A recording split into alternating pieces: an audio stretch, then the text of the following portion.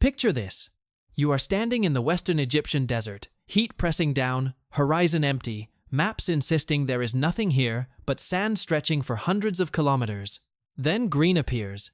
Not a village, not a farm, a continuous cultivated landscape, wide enough to look like a country.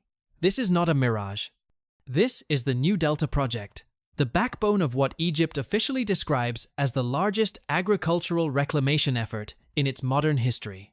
The goal is blunt. Turn roughly 6,000 square kilometers of desert southwest of Cairo into productive farmland by the middle of the current decade. Strip away the promotional language, and the scale is still hard to ignore. Phase 1 alone targets completion before the year 2025. Roads, power stations, residential clusters, industrial food processing zones, and at the center of it all, a man-made river system longer than many natural ones. Phase 2, scheduled before the end of this decade, doubles the reclaimed area to roughly 12,000 square kilometers. In policy terms, this is not a pilot project. It is a national bet. The obvious question comes fast, especially to an American audience used to thinking in terms of existing infrastructure. Egypt already has one of the most famous rivers on Earth. The Nile River built its civilization, feeds its cities, and still supplies almost all of its renewable freshwater. Why would a country so defined by a single river decide to construct another one from scratch, across land that has been desert for millennia? The short answer is that the Nile is no longer enough, and pretending otherwise has become politically and economically dangerous. Egypt's water allocation from the Nile, fixed at roughly 55.5 billion cubic meters per year under mid-20th century agreements, has not changed. Everything else has. Population growth has surged past 100 million people. Urban demand has climbed. Agricultural needs have intensified. Per capita water availability has fallen well below the internationally recognized scarcity threshold. The country is now operating a modern economy on a fixed, natural input, and the math no longer works. New Delta is presented as the workaround. Not an extension of the Nile, at least not in normal conditions, but a parallel water and food system designed to relieve pressure on the traditional delta and the narrow strip of land along the river. In official messaging, the word reclamation is used carefully. The land is described as fertile, merely dormant, waiting for water and management. That framing matters. It turns an engineering gamble into a recovery story. Speed is the second selling point. Large-scale land and water projects usually take a decade or more. Egypt insists this one can be delivered in roughly 3 years for the first phase. The argument is simple and slightly defiant. Labor costs are lower, decision-making is centralized, and the state is willing to override the bureaucratic friction that slows similar projects in Europe or North America. Whether this efficiency holds up over time is an open question, but it explains why Cairo keeps emphasizing deadlines instead of deliberation. The deeper logic behind New Delta becomes clearer when the Nile is treated not as a reliable constant, but as a constrained and contested system. Climate variability has increased. Upstream developments have changed the political balance of the basin. Food imports have grown into a structural vulnerability. Egypt is now the world's largest importer of wheat and relies heavily on foreign markets for corn, cooking oil, and other staples. Every global price shock, every shipping disruption, translates into domestic pressure. In that context, New Delta is less about agricultural expansion and more about risk management. It aims to move food production away from the overcrowded Nile Valley, reduce dependence on imports, and create a buffer against shocks that Cairo cannot control. It also spreads population and employment westward, away from cities that are already straining under demographic weight. There is also a strategic undertone that rarely gets stated directly. New Delta is positioned far from the traditional delta, connected to the Nile through gates and tunnels designed primarily for emergencies. If something goes wrong upstream, whether drought, political escalation, or structural failure, excess water can theoretically be diverted before it overwhelms northern population centers. In other words, the project doubles as flood insurance. From a German policy mindset, this framing feels familiar. Build redundancy. Reduce single-point failure. Do not trust one system to carry everything forever. What feels unusual is the scale at which Egypt is applying this logic, and the speed at which it claims it can execute it. Critics point out that calling this a river is a rhetorical choice. What is being built is a vast water conveyance network, powered by pumps, fed largely by treated wastewater and groundwater, not a naturally flowing system. Supporters respond that semantics do not irrigate fields. Water does. At this stage, New Delta is neither miracle nor disaster. It is a rational response to a measurable crisis, designed under political pressure, marketed with optimism, and justified by hard numbers that no longer favor inaction. Whether it becomes a model of adaptation or a cautionary tale will depend less on its opening date and more on how it performs once the cameras leave and the pumps run day after day. If New Delta is the response, the real story starts with the problem it is trying to outrun. Egypt's water crisis is not theoretical, and it is not something waiting for the future. It is already baked into the numbers, and those numbers have been getting worse for years. Egypt receives the overwhelming majority of its renewable freshwater from a single source, the Nile. Under the long-standing allocation framework, Egypt's annual share is fixed at roughly 55.5 billion cubic meters. That figure has not increased since the middle of the 20th century. In the meantime, the country's population has multiplied several times over. The result is simple arithmetic: less water per person every single year. According to data cited by the United Nations, Egypt's per capita water availability has fallen to around 570 cubic meters per person per year. The internationally accepted threshold for water scarcity is 1,000 cubic meters. Egypt is not flirting with that line. It crossed it long ago and kept going. From a policy perspective, this places the country firmly in the category of severe water stress, alongside states that are already rationing, importing virtual water through food, or both. The pressure is not evenly distributed.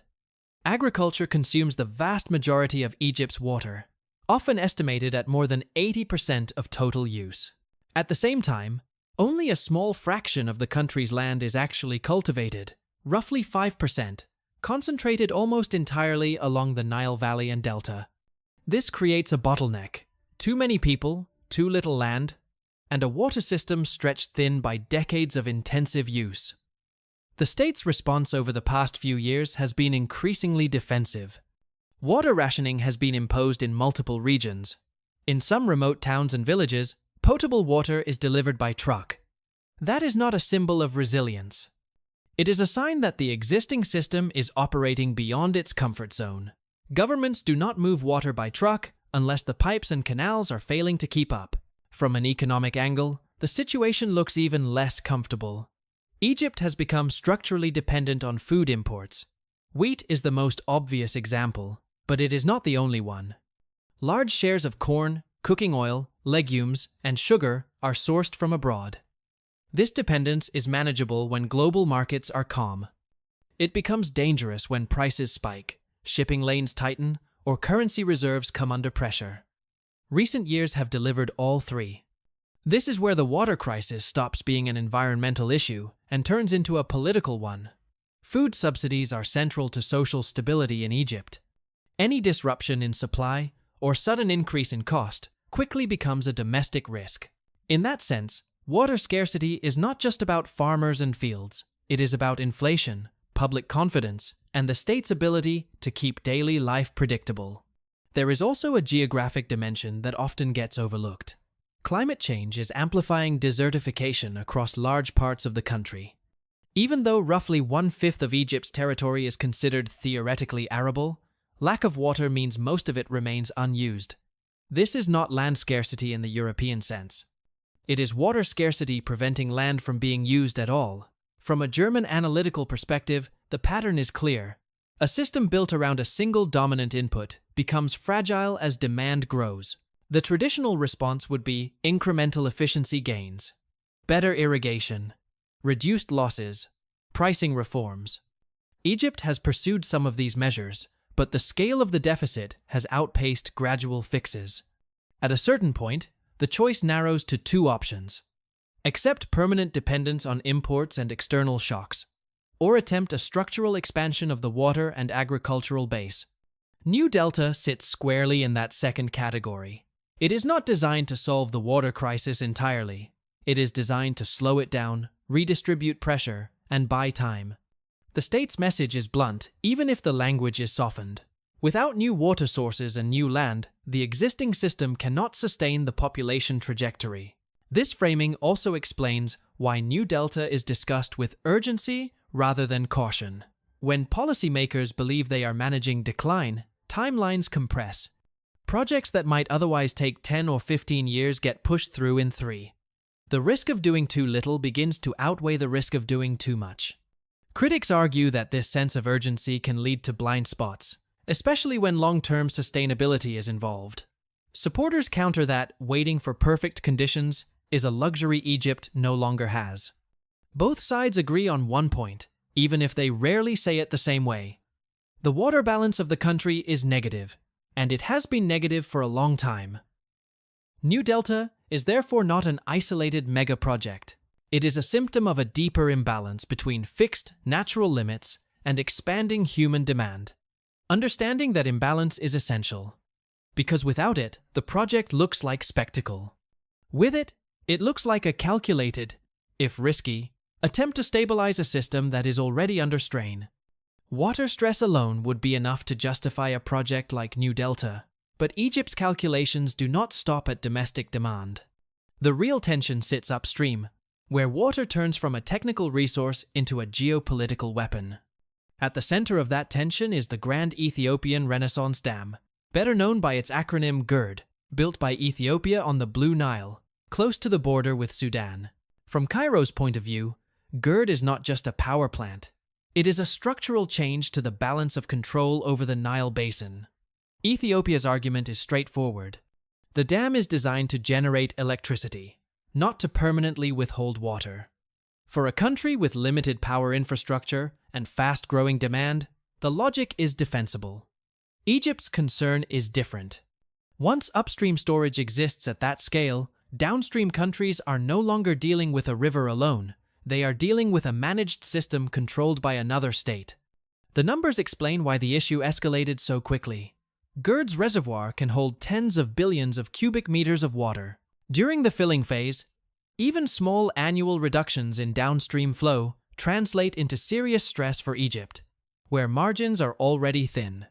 Negotiations over filling speed, data sharing, and coordinated operation have dragged on for years, with little binding agreement to show for it. The standoff has, at several points, edged uncomfortably close to open confrontation. Egyptian officials have openly described the dam as an existential threat. Military options have been hinted at, then walked back. Diplomatic pressure has been applied through African and international forums. None of this has changed the basic reality.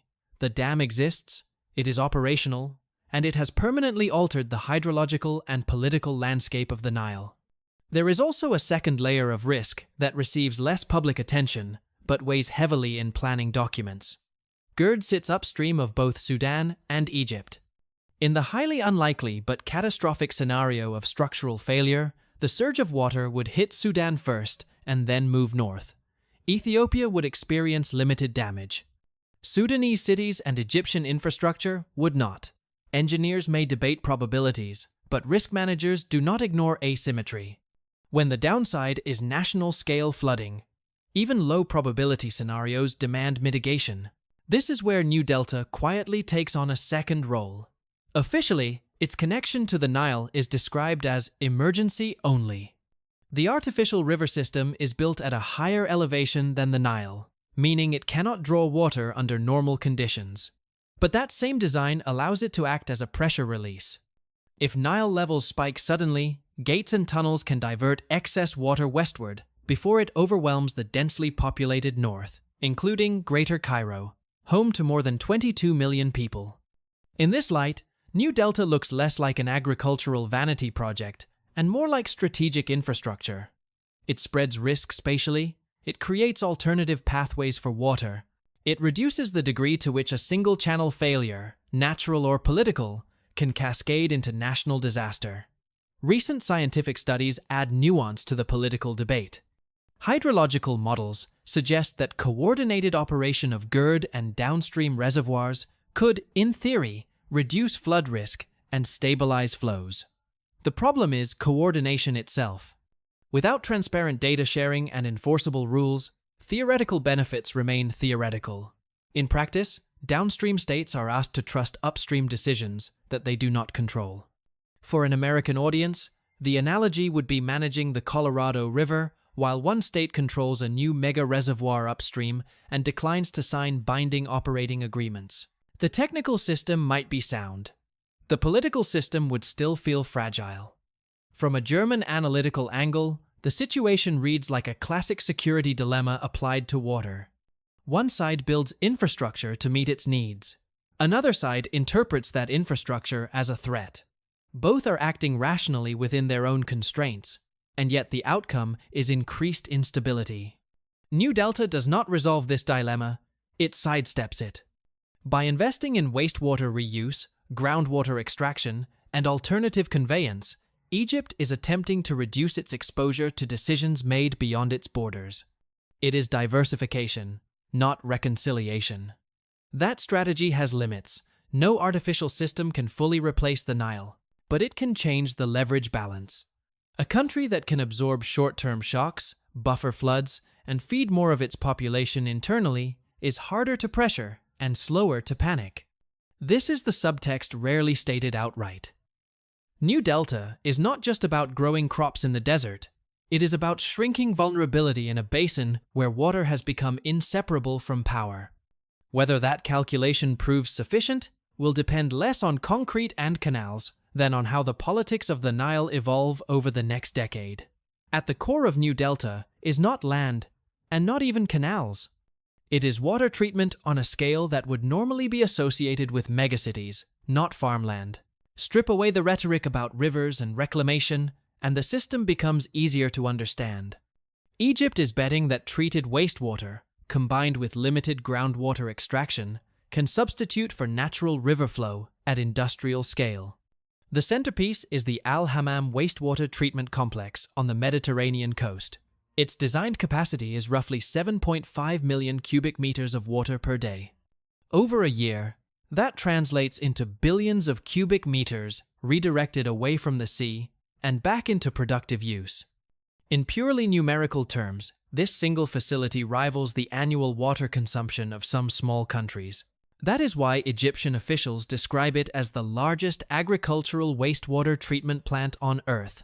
The logic behind this choice is economic before it is environmental. Desalination, while politically popular in Gulf states, remains expensive and energy-intensive. Treating wastewater is cheaper per cubic meter, faster to scale, and easier to integrate into existing urban water cycles. Cairo already generates vast volumes of wastewater.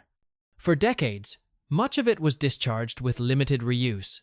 New Delta reframes that discharge as a wasted asset.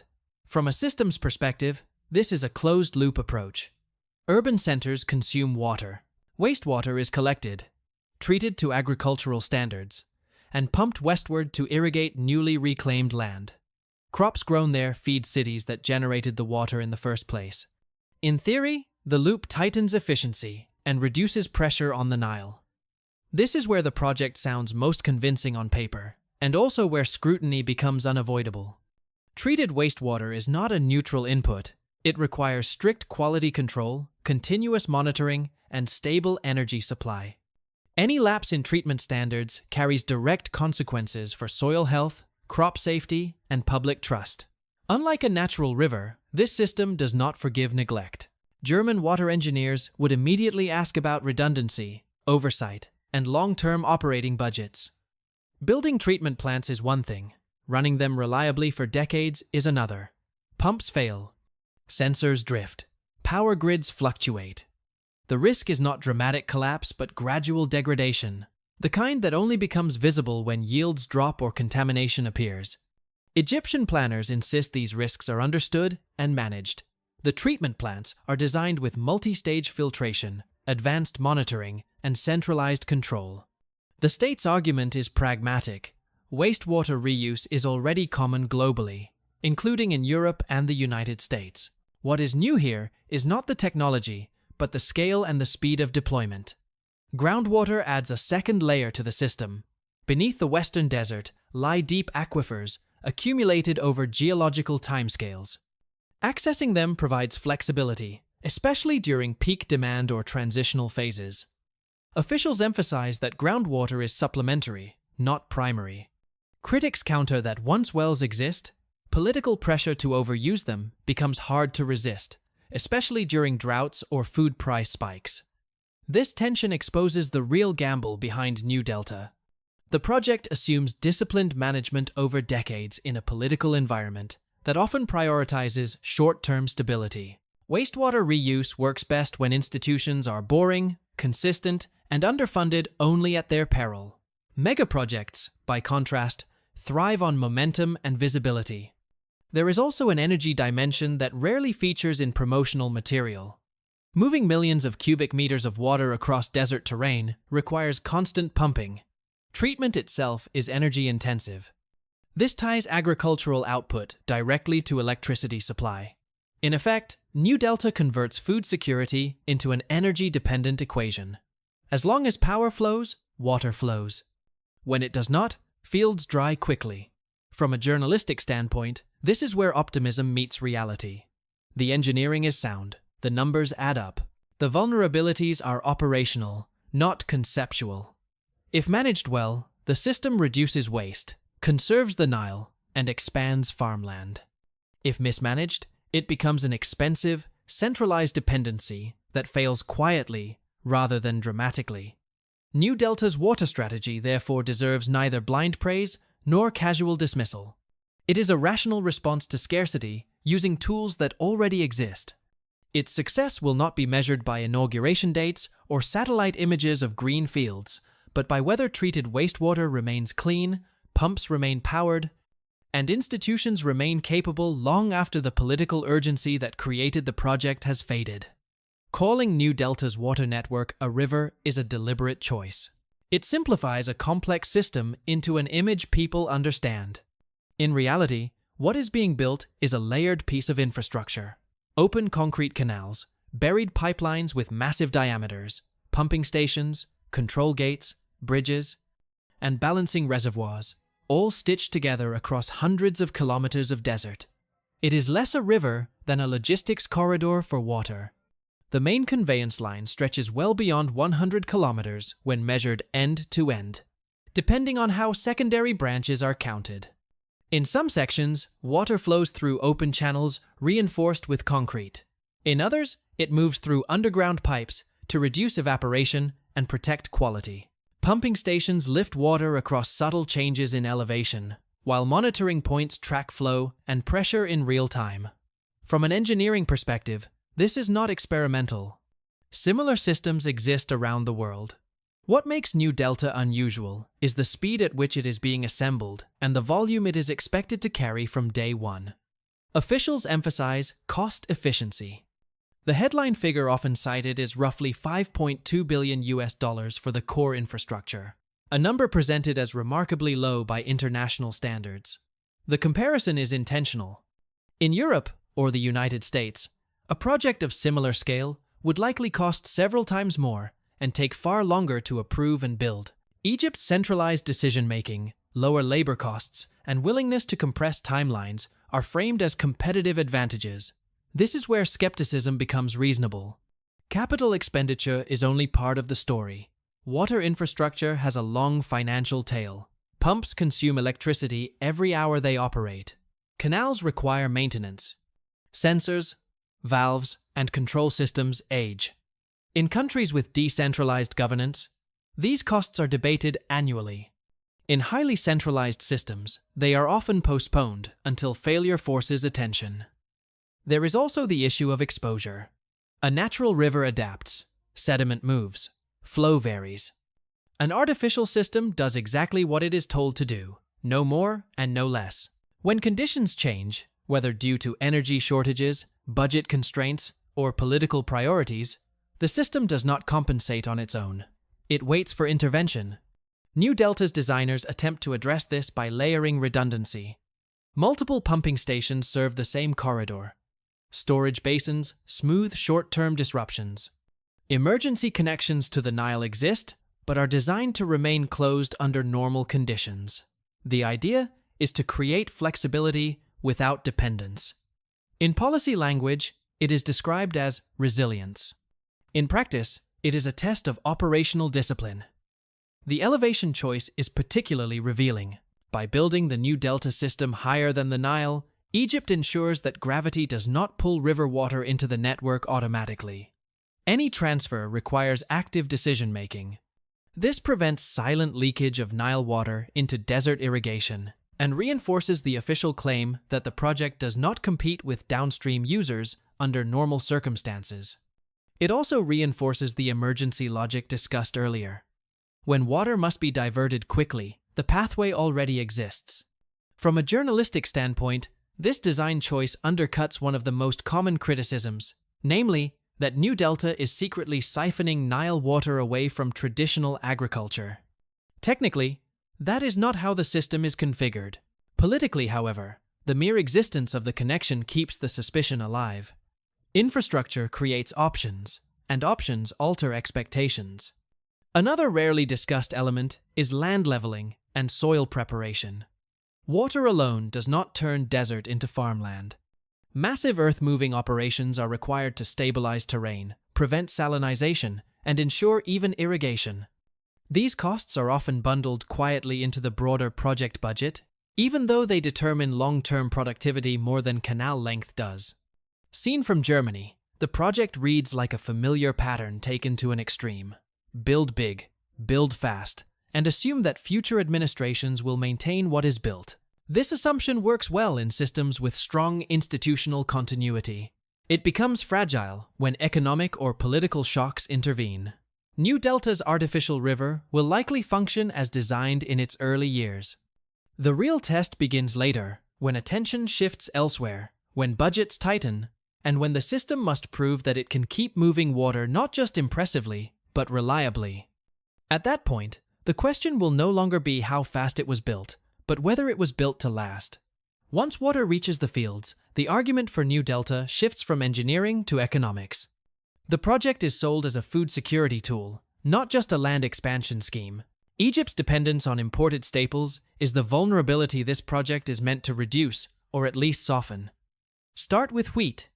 Egypt is the world's largest wheat importer, buying tens of millions of tons every year to feed a population that relies heavily on subsidized bread. Corn imports, especially yellow corn for animal feed, are another major expense. Cooking oil, sugar, and legumes follow the same pattern. This structure works only as long as global markets remain stable and foreign currency is available. Recent years have shown how quickly that assumption can collapse. Global grain prices surged after the pandemic, then spiked again following geopolitical disruptions. Shipping costs rose. Currency pressure made imports more expensive overnight. For Cairo, these were not abstract market movements. They translated directly into budget strain and social risk. Food subsidies are politically untouchable in Egypt. Any shock that threatens them becomes a national issue. New Delta is framed as a partial escape from that trap.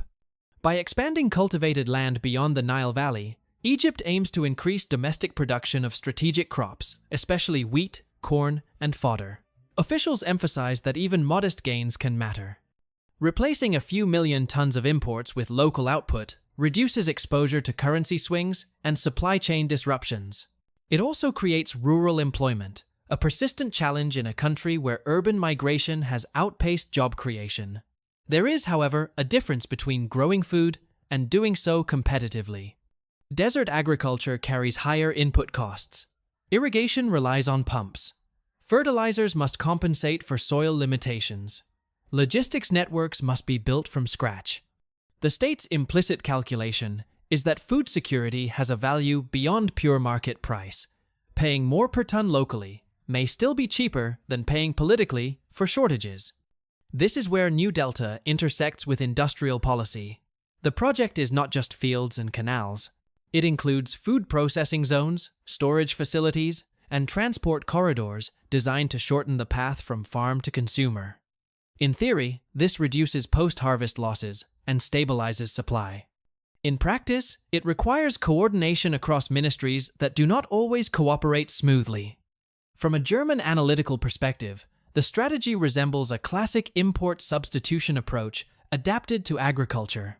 The goal is not self-sufficiency in every product, but strategic insulation. Produce more of what matters most, and reduce reliance on markets that can turn hostile or volatile without warning. Critics argue that Egypt risks repeating past mistakes by pushing production into areas that may not sustain long-term yields. Soil salinity, water quality, and maintenance costs could erode productivity over time. Supporters counter that doing nothing is not neutral either. Continuing to rely on imports while population grows locks the country into permanent vulnerability. There is also a timing issue. Agricultural returns do not materialize overnight. Fields need seasons to stabilize. Infrastructure needs years to optimize. Meanwhile, import bills arrive every month. This gap explains why New Delta is not presented as a cure, but as a hedge. It is designed to bend the curve, not eliminate dependence. In blunt terms, New Delta is an attempt to buy strategic breathing room. It shifts part of Egypt's food supply from international markets to domestic systems that, while costly and complex, are at least controllable. Whether that control proves worth the price will depend on yields, management discipline, and the state's ability to resist overexploitation when short-term pressure mounts. For now, the logic is clear. Food imports have become too large to ignore, and water scarcity has turned agriculture into a security issue. New Delta sits at the intersection of both problems. It is not a guarantee of independence, but it is a statement that Egypt is no longer willing to leave its most basic needs entirely at the mercy of global markets. Seen as a whole, New Delta is neither a fantasy project nor a simple infrastructure upgrade. It is a calculated gamble made under pressure. Egypt is confronting a hard reality: a fixed water allocation, a growing population, rising food import bills, and increasing uncertainty upstream. In that context, doing nothing is not a neutral option. It is a slow drift toward deeper dependence and higher risk. The strengths of the project are clear. Reusing treated wastewater at scale reduces direct pressure on the Nile. Expanding cultivated land outside the traditional delta relieves congestion in the most densely populated regions. Linking agriculture to processing and logistics zones creates the potential for more stable supply chains. As a system design, New Delta addresses several vulnerabilities at once, instead of treating them in isolation. The weaknesses are just as real. Treated wastewater demands constant technical discipline. Groundwater extraction, even when labeled supplementary, carries long-term depletion risk. Energy dependence ties food output to electricity stability. And the financial equation does not end when construction crews leave. Operating costs, maintenance, and institutional oversight will determine whether the project delivers steady returns or slowly degrades into an expensive burden. There is also a political dimension that cannot be engineered away. Large centralized systems perform best when governance is boring, predictable, and transparent. Megaprojects, by contrast, are born in moments of urgency and national narrative. The danger lies in what happens when urgency fades but responsibility remains. A canal does not argue for its own budget. Pumps do not lobby parliament. Systems fail quietly when attention moves on. Compared with alternatives, however, New Delta looks less like recklessness and more like managed risk. Desalination on the required scale would be far more expensive. Relying indefinitely on food imports exposes the country to shocks it cannot control. Betting solely on diplomacy to stabilize the Nile Basin ignores the reality that upstream infrastructure already exists and will not disappear. From a modern policy perspective, New Delta is best understood as an insurance policy. It does not replace the Nile. It does not eliminate imports. It does not solve geopolitics. What it does is reduce exposure. It buys flexibility. It spreads risk across water sources, geography, and supply chains. In an era defined by volatility, that alone has value. Whether the project ultimately succeeds will depend less on its size than on its management. If treated water stays clean, energy remains reliable, and land is farmed with restraint rather than desperation, New Delta could become a model for adaptation under constraint. If corners are cut and short-term pressure overrides long-term planning, it could just as easily become a warning. One thing is certain: Egypt is no longer planning for a future where the Nile alone is enough. New Delta is the physical expression of that shift, ambitious, risky, and revealing about how states respond when natural limits collide with political reality. Thanks for watching, and we would like to know what you think about this project and its risks and promises, so share your thoughts in the comments below.